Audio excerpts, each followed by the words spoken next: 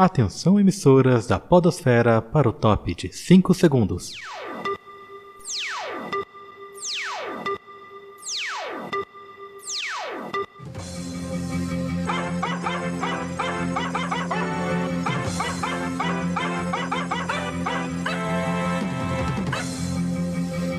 Boa noite, está começando o seu jornal semanal de notícias do meio científico.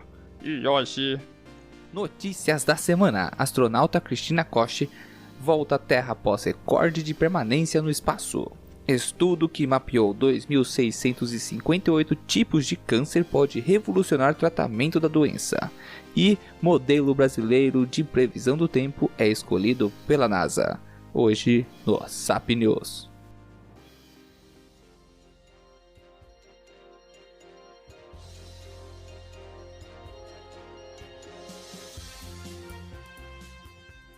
A astronauta norte-americana Cristina Koch, responsável por liderar a primeira caminhada espacial exclusivamente feminina em 2019, retornou à Terra no dia 6 de fevereiro de 2020, pousando lá no Cazaquistão. Koch, de 41 anos, encerrou uma missão de 328 dias, tornando-se a mulher a passar mais tempo em uma única missão no espaço, desbancando Peg Whitson, que, embora tenha 665 dias, 22 horas e 22 minutos acumulados no espaço, o que totaliza o maior tempo no espaço por qualquer ser humano, ainda fica atrás de Koch no quesito de maior tempo em apenas uma missão, já que seu recorde é de 288 dias. Koch, que comandou diversas pesquisas e realizou vários experimentos a bordo da ISS, agora terá, em seu próprio corpo, um objeto de estudo, já que os efeitos da microgravidade no corpo humano, após longas exposições, é algo muito importante para a nossa ciência, já que nossos ossos e músculos tendem a atrofiar quando em microgravidade. E eu quero acrescentar esse último ponto que o rei aceitou.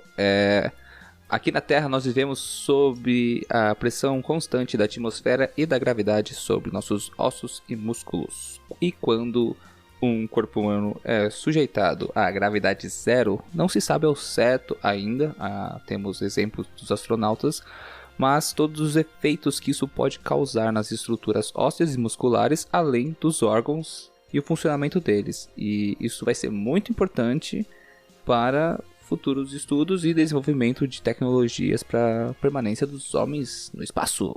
E um caso muito interessante com relação a isso, um caso de estudo, é do astronauta norte-americano Scott Kelly, que ele é o detentor do recorde de mais tempo em uma missão espacial, com 340 dias, que foi uma missão nomeada de One Year Mission. O Kelly e o Mark Kelly, que é seu irmão gêmeo, que também é astronauta, eles foram submetidos às mesmas baterias de exame durante essa missão. O Scott Kelly, ele estava no espaço, seu irmão Mark Kelly ficou aqui na Terra, e eles foram submetidos então aos mesmos exames durante o período dessa missão. E os cientistas eles foram capazes de identificar as alterações que eram causadas no organismo humano após o longo período em microgravidade. E o mais interessante de tudo nessa pesquisa é que, embora tenha sido constatadas várias mudanças no organismo humano, no organismo do Scott Kelly por conta da microgravidade, o organismo dele acabou conseguindo se recuperar por completo após algum tempo na Terra. Ou seja, a questão que fica agora é como o nosso organismo acabaria reagindo em maior tempo. Ou seja, a gente tem aí um caso de 340 dias para uma pessoa só. Os dados são muito poucos, né? Tipo, um caso de né? É meio complicado de você montar alguma coisa em cima disso. E ainda mais complicado você tentar imaginar como isso ficaria para missões mais duradouras, né?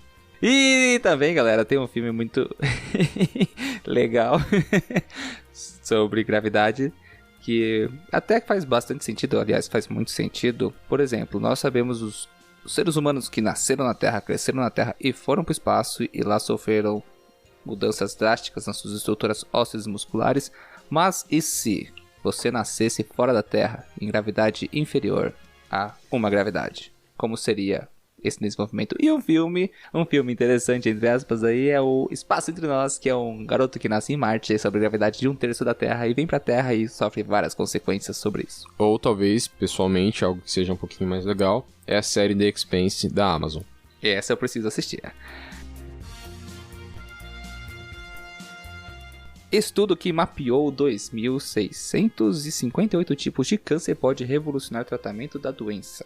A pesquisa pode ajudar a criar tratamentos individuais e desenvolver novas formas de encontrar a doença precocemente. Um grupo de mais de 1.000 cientistas montou uma base de dados com códigos genéticos de 2.658 tipos de câncer. E, meu coleguinha Reinaldo, sabe o que isso significa? Não. Segundo os cientistas envolvidos, o câncer é como um quebra-cabeça de 100.000 peças e ainda faltavam 99% dessas peças nesse quebra-cabeça. E com essa pesquisa, abre a possibilidade dos pesquisadores desenvolver terapias específicas e individuais para diversos tipos de cânceres, além de técnicas de diagnóstico precoce para esses. Essa iniciativa foi feita pelo grupo de cientistas reunidos no Consórcio para Análise dos Genomas Completos de Todos os Cânceres. Isso é uma tradução livre do nome, mas vamos lá. Para explicar o que é o câncer e por que não existe uma única cura para o câncer, o câncer é uma doença causada por mutações no genoma que desestabilizam a célula. Dessa forma, uma célula passa a se dividir indefinidamente sem um controle de crescimento. O corpo em si tem seus meios de se defender de eventuais erros genéticos, causando a morte dessas células corrompidas, famosa apoptose. Porém, algumas dessas células que sofrem mutações também desenvolvem certas máscaras sobre esse sistema imunológico, tanto do corpo quanto o sistema genético da apoptose. Assim, elas passam a se tornar células que se dividem inconsequentemente, formando um câncer. Segundo o pesquisador Lincoln Stein do Instituto de Pesquisa sobre o Câncer de Ontário, no Canadá, nós conhecemos apenas 1% das mutações que a célula pode sofrer no DNA e ocasionalmente passarem a se multiplicar sem controle. Assim, ao tratar os pacientes, em cerca de 1/3 dos casos, era muito complicado ou quase impossível ao certo o porquê as suas células se tornaram cancerosas. Aí, mas por que não fizeram isso antes? Simplesmente já estavam fazendo isso, por muito tempo aliás. Esse estudo demandou de equipes de cientistas em 37 países e levou mais de uma década. Esse trabalho foi descrito em 22 artigos científicos que mostram o quão complexo é o câncer e quão variável suas mutações ou conjunto delas que podem causá-lo. Uma das descobertas mais importantes da pesquisa foi que os cânceres das pessoas possuem de 4 a 5 mutações fundamentais que levam ao crescimento desordenado, e isso pode indicar potenciais pontos fracos para o tratamento das mesmas, explorando e atacando esses pontos de mutações condutoras. Mas, lembrando, ainda tem muito trabalho a ser feito, pois no estudo também indicou que pelo menos 5% dos cânceres não parecem ter essas mutações condutoras. Não parecem ou não encontramos? Cara, eu acho que no momento, então, o maior desafio seria identificar quais dessas mutações vão se transformar num câncer e quais delas poderiam ser ignoradas com segurança. Cara, isso daqui abre portas espetaculares para o tratamento do câncer, porque assim, se você já conseguir identificar quase esse quebra-cabeça inteiro, você consegue determinar tratamentos específicos para casos muito específicos, assim aumentando a efetividade do tratamento e facilitando, até possibilitando a cura do certo câncer, né? Lembrando também, eu queria só acentuar aqui nessa notícia, cada câncer é um câncer, alguns são iguais, vamos dizer assim, cada câncer é um câncer porque são em tecidos diferentes, mutações diferentes, o que sinaliza coisas diferentes. Mas todos têm um comum, que é o crescimento desordenado, é o que causa tumores. Mas nem todos são tratados iguais, por isso que não existe uma única cura. Então, só para lembrar também, queria lembrar da fosfetanolamina, não existe remédio milagroso que cura os cânceres, todos os cânceres. Então, esqueçam isso. A quimioterapia só ataca bastante tipos de cânceres porque ela ataca tudo mesmo, tudo. Até você mesmo, por isso faz mal, entre aspas. É isso aí, eu queria só acentuar esses pontos, porque o câncer não é uma doença, são múltiplos, assim como foi citado no início da notícia.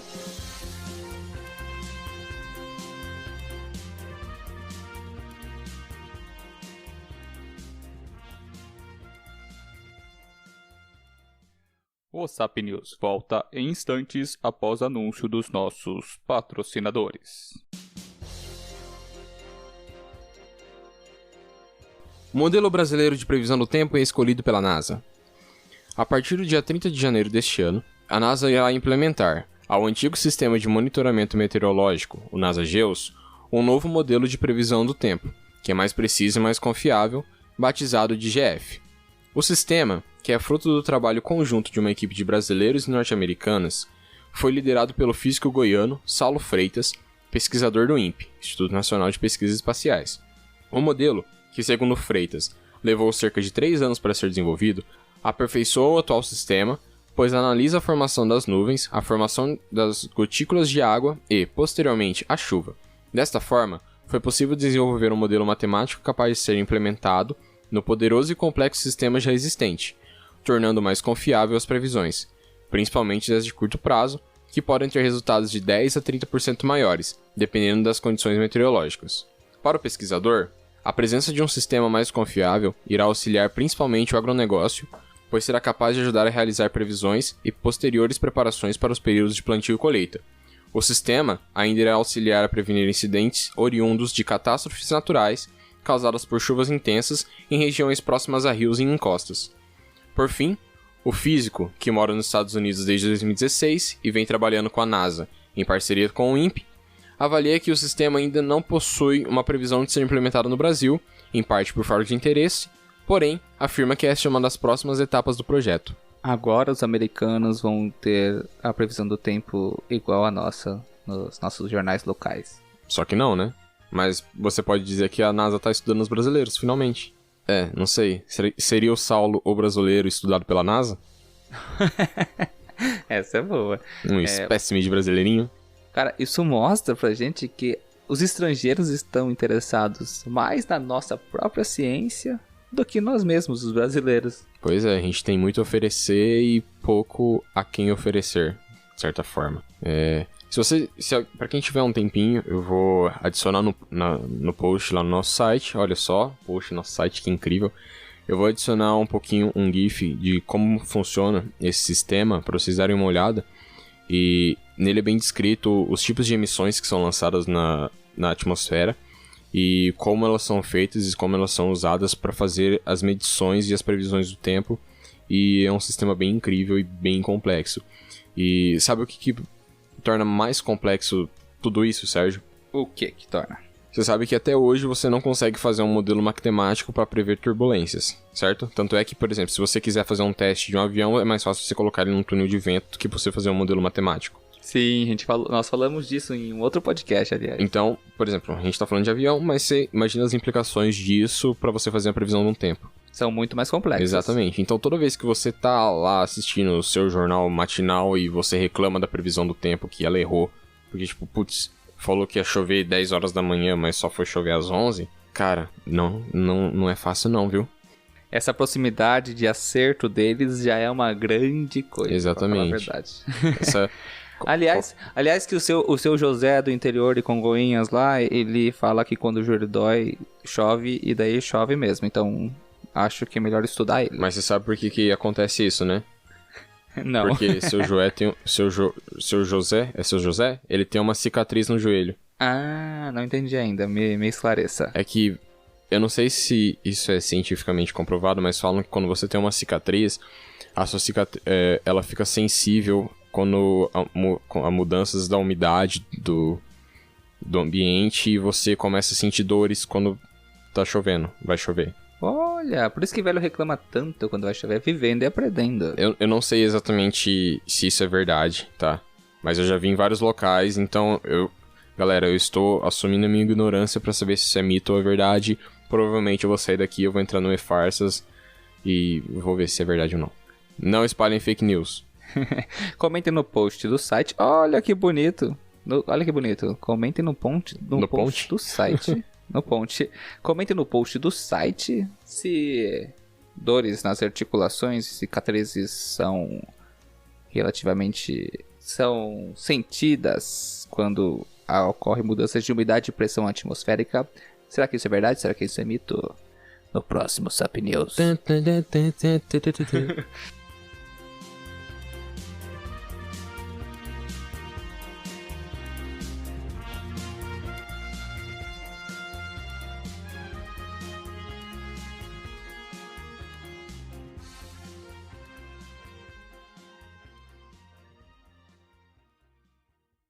Bom, galera, eu vou puxar aqui porque eu acho que o Sérgio queria falar isso, mas eu vou falar antes dele.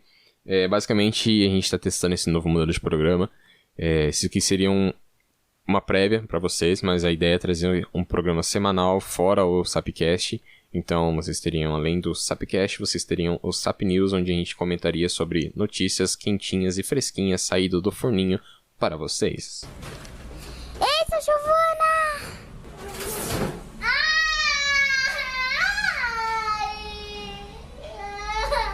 Mãe, o forninho caiu! Lembrando, o Sapcast continua quinzenalmente e o Sap News talvez será semanalmente. Deixe seu feedback para nós e acesse www.sapciencia.com.br para acompanhar as notícias completas.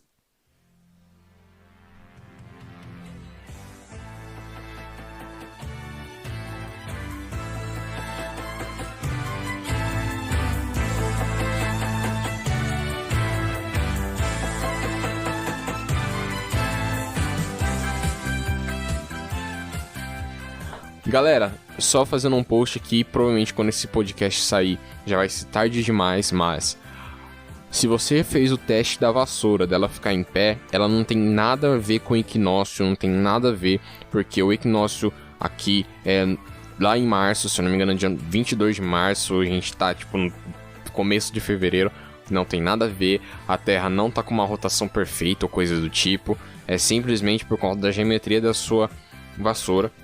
Esse evento, ele foi primeiramente registrado nos Facebooks gringos em 2012 e desde lá pra cá todos os anos este é o único ano em que os planetas estão perfeitamente alinhados e minha vassoura fica em pé. Não, sua vassoura não fica em pé por conta disso. Sua vassoura fica em pé porque você é um bruxo, Harry. You are a wizard, Harry. Você é um bruxo, Harry. Eu sou o quê? Um bruxo. E vai ser um bruxo de primeira assim que tiver treinado um pouco. Não, brincadeira, galera. Você não é um mágico, infelizmente, ou um bruxo, no caso. Você também não é trouxa, tá? Você é simplesmente uma pessoa que conseguiu um feito muito incrível, porque é bem difícil de você equilibrar a sua vassoura. Mas isso não tem nada a ver com a rotação da Terra, tá? É simplesmente por conta da geometria da vassoura. E as cerdas, elas são maciazinhas, então tá fazendo os pontos de pressão espalharem, blá blá blá blá blá blá. Enfim, é isso. Só queria deixar esse recado.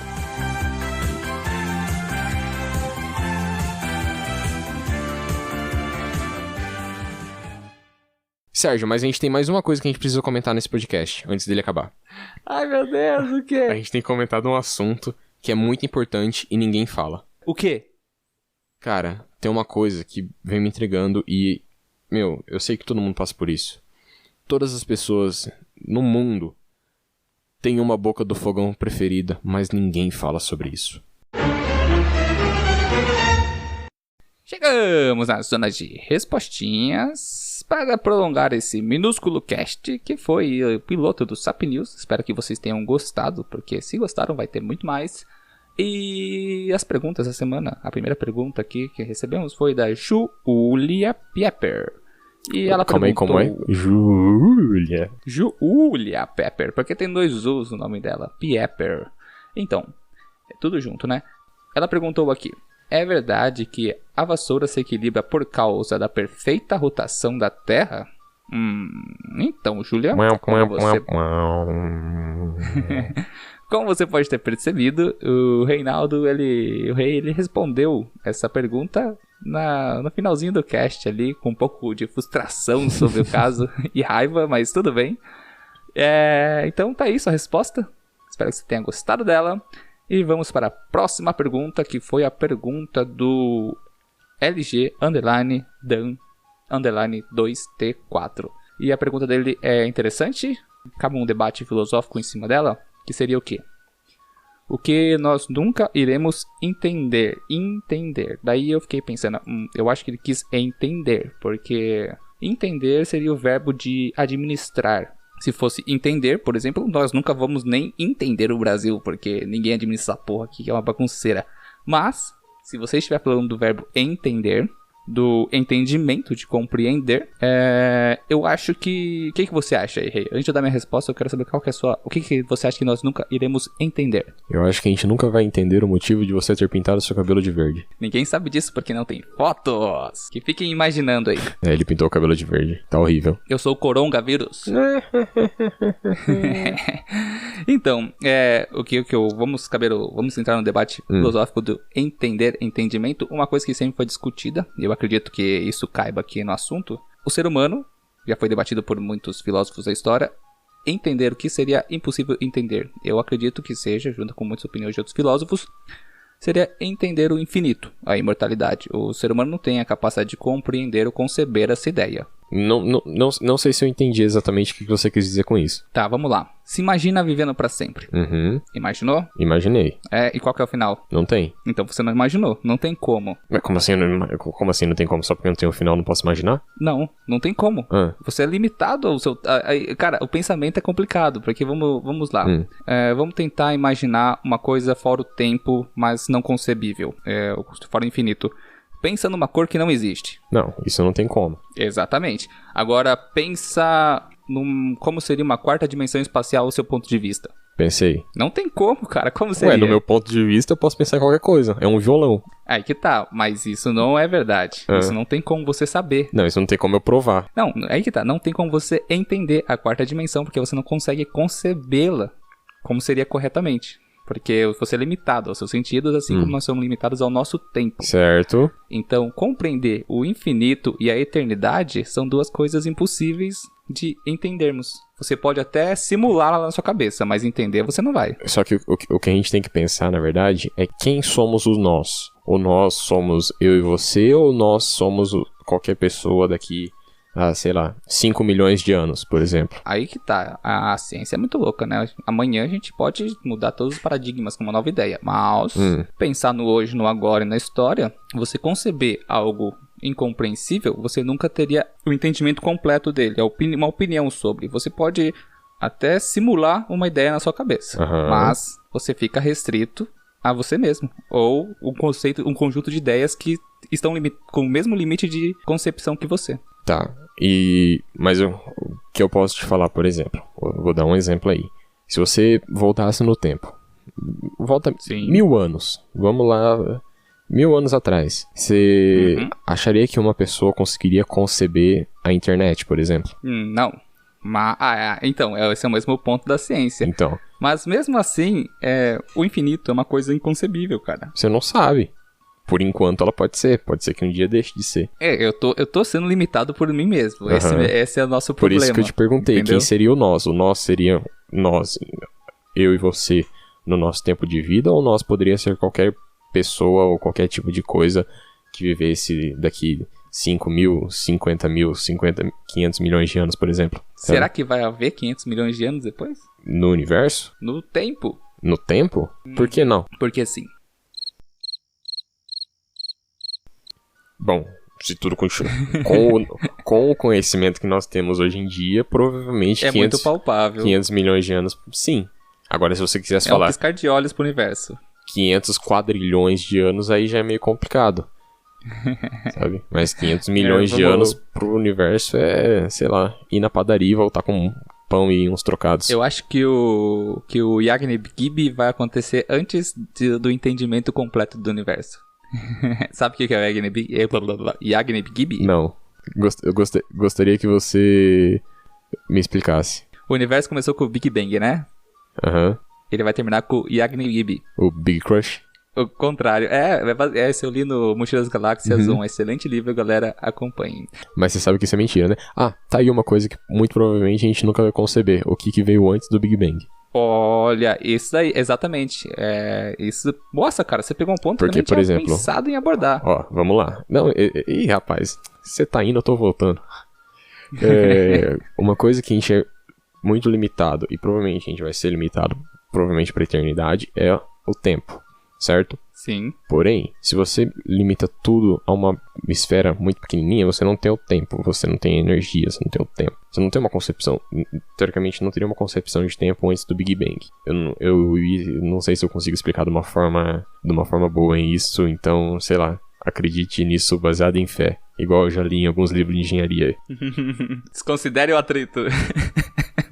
Não, não é de engenharia, era um livro de cálculo, se eu não me engano, que tinha lá uma afirmação e daí falava, se você não entendeu, acredite isso baseado na sua fé, sabe? Tipo, só acredita que é isso. Mas enfim. Então se você não tem esse tempo antes do Big Bang, eu não, sei lá, é mais uma coisa que a gente tá limitado ao nosso conhecimento atual, mas acredito que não sejamos capazes de entender o que aconteceu antes e muito menos o que aconteceria depois do Big Crash, Cara, por exemplo. Embora eu acho muito improvável que ele aconteça. Você me deu quebrou minha cabeça agora, porque eu tava pensando no depois. Como entenderemos o depois? Eu nunca parei pra pensar no entender o passado. É muito louco, porque a gente vê até na série Cosmos, tanto do Carl Sagan quanto do Neil deGrasse, que fala bastante do início.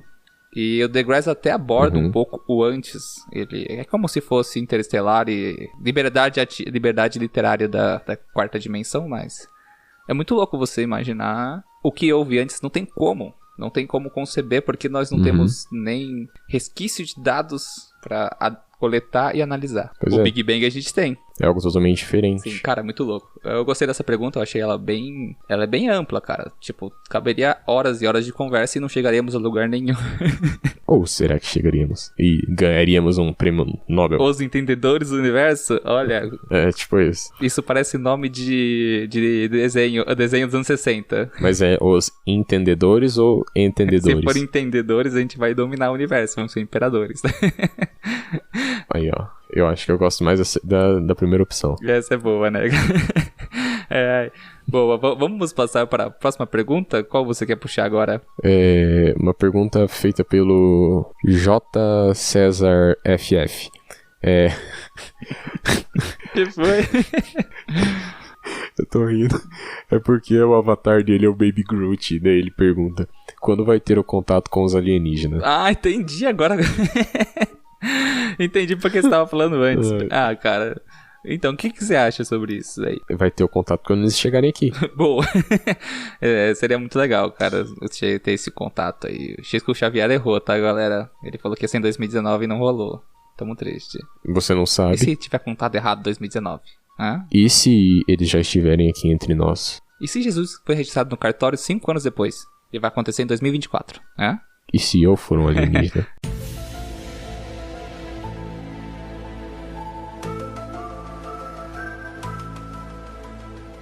Cara, eu acho que em relação ao contato com alienígenas, vamos dizer assim, contato físico, eu acho que não muito próximo mesmo. Seriam questões de alguns milênios aí, a não ser que tenha uma disrupção tecnológica muito grande. Porque alienígenas vão existir.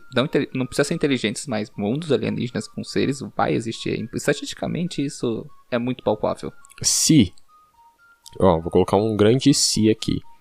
Se nós, seres humanos, conseguirmos passar pelo grande filtro ou não sermos afetados por ele, e simplesmente conseguirmos nos desenvolver como raça interplanetária, dominarmos nosso sistema solar, e no meio disso tudo acontecer um grande BO que separa duas grandes colônias da Terra, essas raças começariam a se desenvolver como duas espécies diferentes, e se um dia elas se encontrassem novamente, uma seria alienígena para outra, mesmo que elas tenham o mesmo descendente. Isso é o preceito do Star Trek. O universo é feito de humanídeos porque basicamente existia uma raça ancestral que disseminou a vida no universo. Por isso que todo mundo tem 2 braços e 2 pernas, mas quanto tempo não seria necessário? Porque para você separar uma espécie da outra por mutações e acumulativas, isso leva um tempão. Tanto que você consegue... Você tem 2 espécies diferentes. Por exemplo, o tigre e o leão, que você cruza ainda. Você gera um filhote infértil, mas você cruza. Talvez, para chegar nesse ponto de você ter 2 espécies diferentes, mas elas ainda teriam esse potencial de cruzar, ainda levaria muito, muito, muito tempo. Até o ponto de dividir, de você ter 2 espécies diferentes que não conseguem nem se gerar um herdeiro, seria muito tempo, cara. Coisa de milhões, centenas de milhares de anos, vamos dizer assim. Tempo a gente tem de sobra, eu acho. Ou não. Ó, se a gente não passou pelo grande filtro e passar, talvez teremos muito tempo. E agora, se você pensar que nós já passamos pelo grande filtro, então o tempo para nós seria infinito. Não iremos nos destruir mais? Não sei, quem sabe? Não sei. Ou quem sabe o Asimov tava certo e o Império Galáctico vai ruir. Cara, esse negócio de pensar... Olha, vamos devanear. Eu sempre erro essa palavra, enfim. Como que fala? Não vou falar de novo. Quem quiser, aperta 15 segundos pra trás aí que escuta eu falando errado. Devaneio. O caso é o seguinte. Por exemplo, quem se falou de Asimov, futuras colônias em Marte, quando se tornarem autossustentáveis, pode existir uma revolta planetária pra se deixar de ser colônia e se tornar uma nação. Pode acontecer, cara. Quem sabe daqui 1000 anos temos inimigos marcianos, ou talvez parceiros. Parceiros? Brothers, que nem... Mais uma vez, olha só, no mesmo cast, vou falar 2 vezes da série The Expanse. Só assistam, eu não vou estragar o plot da série, mas guerra interplanetária aí no nosso sistema solar. E uma outra coisa tem outro, você falou do Asimov, tem também o livro Os Próprios Deuses, se eu não me engano, o nome do livro do Asimov, que tem uma questão, só que daí não é Marte, é a Lua. E daí você vê que... você comentou comigo já. Tem uma reviravolta no livro, muito bom também. Uma ótima dica de leitura. Mas, então, vamos para a próxima pergunta que é referente a Marte, aliás, que é do Jean Pannenberg. Eu acho que essa é a pronúncia certa. Jean Pannenberg. Não, é Jean Spannenberg. Olha, boa, Spannenberg. É porque eu olhei no Instagram dele e tem o S na frente do Pannenberg. É Spannenberg, é tudo junto. Que nome chique, cara, parabéns, seu nome é legal, cara. Eu não sei se tem inventado, eu não sei se é sobrenome de verdade. Enfim, vamos para a pergunta que você fez aqui. Você perguntou para nós: é possível petróleo em Marte? Olha que legal. Não sei, mas eu sei que se for possível, tem um certo país aí que vai querer dar uma certa liberdade pra Marte. Vão causar uma guerra em Marte pra invadir Marte e pacificar Marte. Vai isso que vai Exatamente. acontecer. Eu vou falar pra você que tem 2 pontos. Se existe petróleo em Marte, então existe vida. Existiu vida, não que existe vida. Ou talvez exista vida me problema. Porque o petróleo basicamente é nada mais, nada menos do que, vou ser bem simplório, fóssil líquido, entre aspas. Seria restos de animais e matéria orgânica que se acumulou no fundo dos oceanos ou da Terra. Foi sobreposto por várias camadas de minerais, solo, etc. Com o tempo, a pressão que foi causada ali dentro e a decomposição, depois da decomposição, fez com que aquela matéria orgânica se tornasse num piche preto chamado petróleo, que hoje a gente usa para N coisas, desde o plástico até combustíveis. É isso aí mesmo, é o que ele falou, galera. Mas também tem outro ponto. O outro ponto seria o seguinte: se existe petróleo em Marte, existiu vida. Então, e isso é muito possível se você parar para analisar a superfície de Marte, a geologia de Marte, é possível ver que existe canais. E lá em Marte você consegue observar que existem várias formações geológicas que foram formadas no decorrer do tempo por causa da movimentação de corpos aquáticos, eu acho que seria a palavra certa.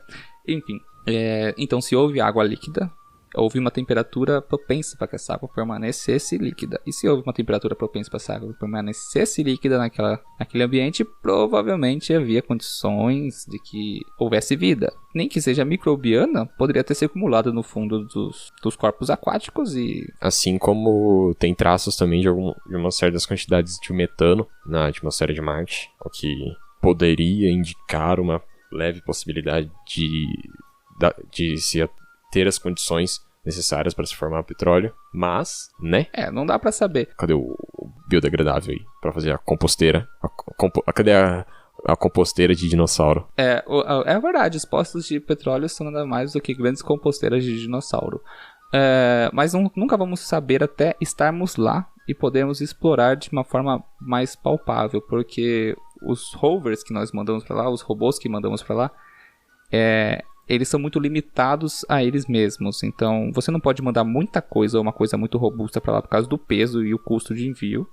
E também o robô não tem muita liberdade, porque usa rodas e às vezes algum cânion, um terreno mais complicado de ultrapassar, e impede com que ele explore certos ambientes, sem contar que se houve alguma coisa por lá, provavelmente essa coisa foi enterrada e soterrada há muito tempo pelas atividades atmosféricas daquele planeta, que tempestades de areia, de poeira lá acontecem todos os anos, muito loucas.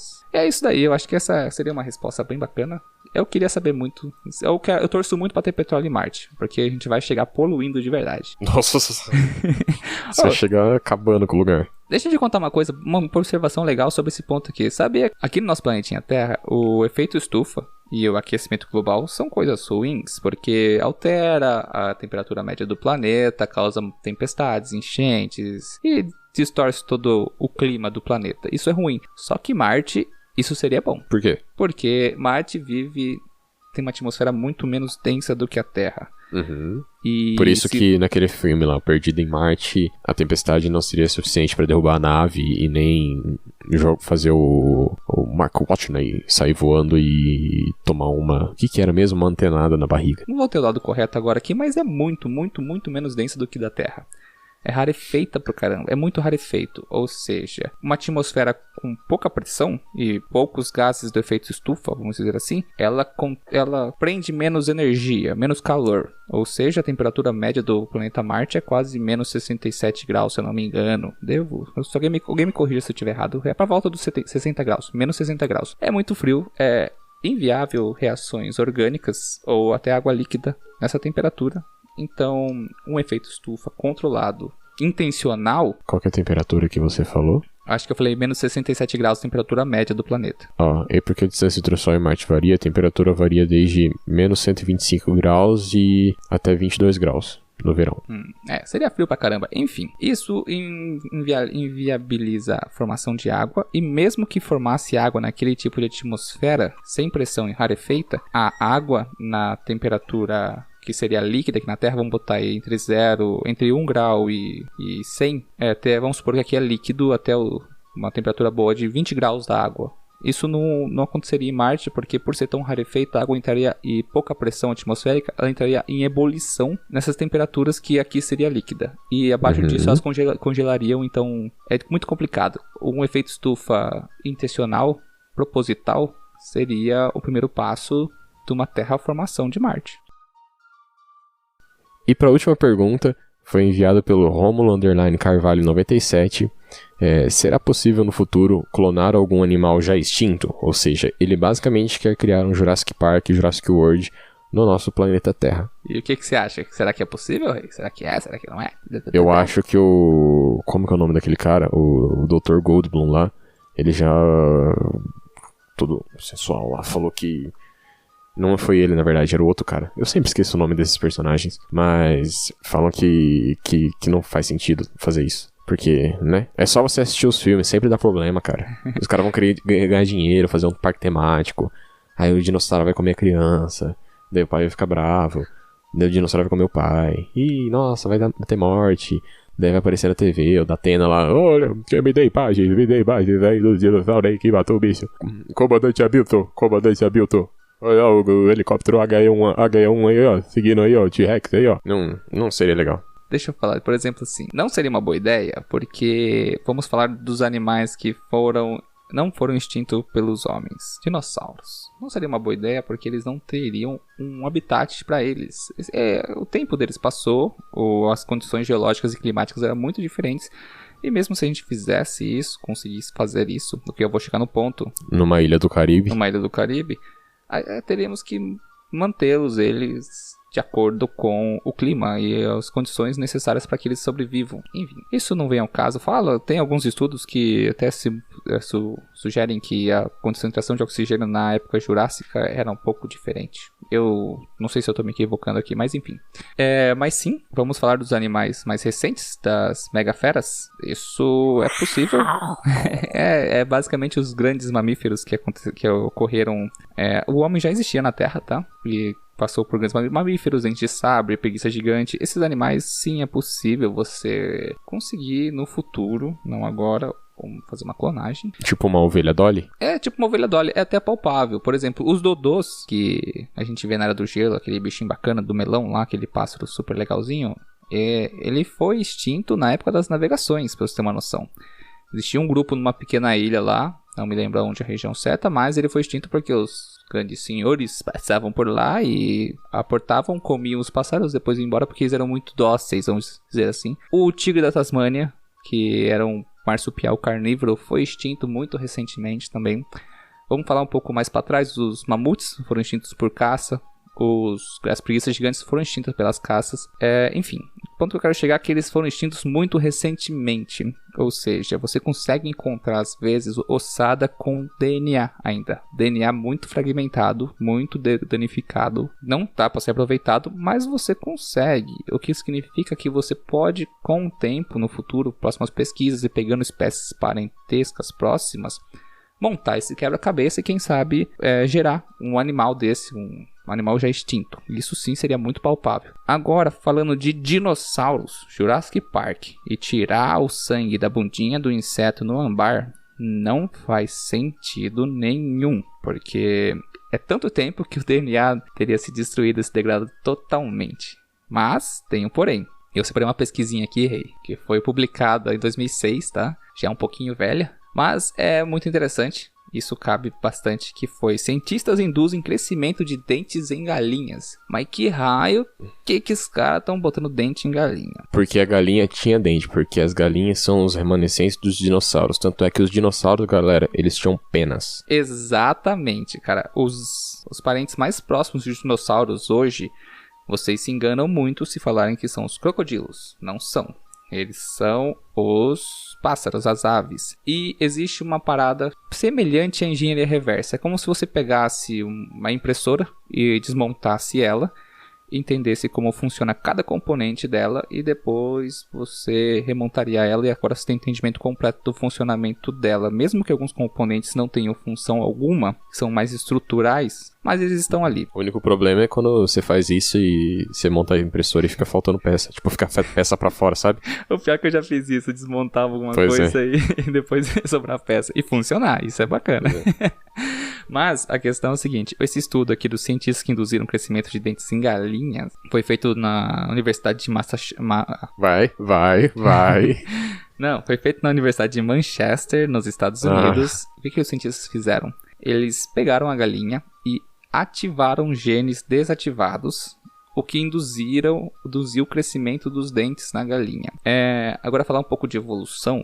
Quando a evolução ocorre, como o dinossauro chegou o que é a galinha hoje? Ele sofreu diversas mutações. O genoma dele se modificou. Mas isso não quer dizer que o dinossauro não esteja vivendo dentro da galinha. Boa parte do que chamamos de DNA lixo, que hoje serve para vários tipos de regulação de expressão genética, às vezes uma mudança, uma indução, uma ativação de um gene que está desativado naquela região pode induzir o crescimento de dedos, dentes, rabos mais compridos em galinhas, em outras aves.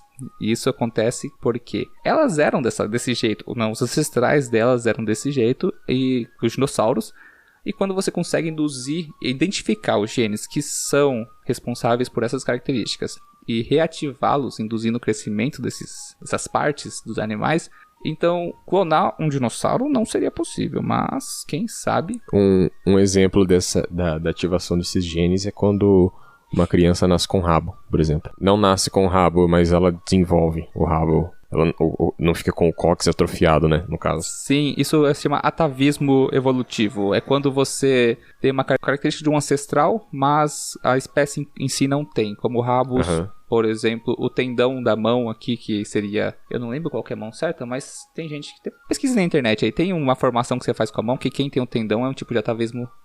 vamos pensar, o quarto molar é um tipo de atavismo. Enfim, você identificar esses genes, expressá-los intencionalmente, e assim você conseguiria reconstruir um dinossauro das aves que são descendentes das aves que estão vivas, porque muitas linhagens foram realmente extintas e não tiveram continuidade, e não será possível refazer isso. Mas, uma única dúvida que fica, mesmo que você conseguisse fazer isso, a espécie que você conseguiria trazer à vida, entre aspas, não seria exatamente a espécie que viveu aqui antigamente, antes da extinção. Porque você não sabe exatamente como era o gene daquela espécie pra você conseguir trazer exatamente igual. E, né? Sim, vamos supor que nós tivéssemos o entendimento completo e perfeito do funcionamento do genoma de uma galinha e o que cada parte do nucleotídeo dela significa e faria alguma diferença numa ativação ou não do gene ou não.